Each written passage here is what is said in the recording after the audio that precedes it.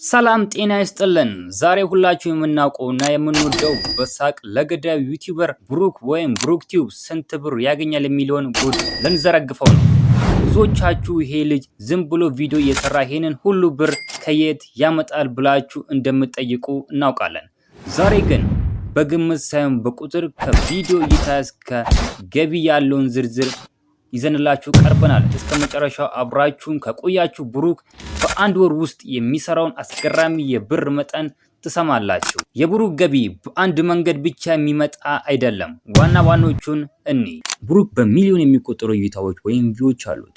ዩቲዩብ ለእያንዳንዱ ሺህ እይታ የሚከፍለው ክፍያ እንደ ተመልካቹ ሀገር ቢለያይም ብሩክ ካሉ ሰፊ ተመልካቾች አንጻር በወር በመቶ ሺህ የሚቆጠረው የኢትዮጵያ ብር ከማስታወቂያ ብቻ ይሰራል።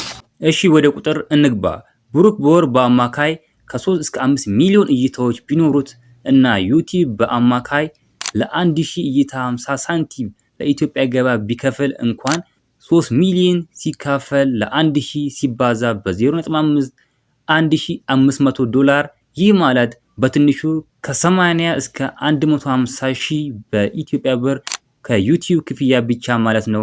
ስፖንሰሮችን ሲጨምር ደግሞ የሚያገኘው የገቢ ቁጥር ወደ 250 ሺህ ብር እና ከዚያ በላይ ሊያሻቅብ ይችላል። በእርግጥ ብሩክ እዚህ የደረሰው በሌሊት ተነስቶ አይደለም፣ በጠንካራ ስራና በፈጣሪው እንጂ። ታዲያ እናንተ ምን ታስባላችሁ? ይህ ገቢ ለብሩክ ይገባዋል ወይስ ይበዛበታል? በኮሜንት መስጫው ላይ አስቀምጡልኝ። ቪዲዮ ከተመቻችሁ ላይክ ማድረግ እንዳረሱ፣ ለሌሎችም እንዲደርስ ሼር አድርጉት። በቀጣይ የየትኛውን ዩቲዩበር ገቢ እንድሰራላችሁ ትፈልጋላችሁ? ስሙን አታች ኮሜንት ላይ ማስቀመጥ ትችላላችሁ። ቻናሉ ሰብስክራይብ ካላደረጋችሁ አሁኑኑ ሰብስክራይብ አድርጉ። በሌላ በቀጣይ ቪዲዮ እስከምንገናኝ በያላችሁበት የዓለም ዳርቻ ሰላማችሁ ብዝት ይበልልኝ። ደህና ሁኑልኝ።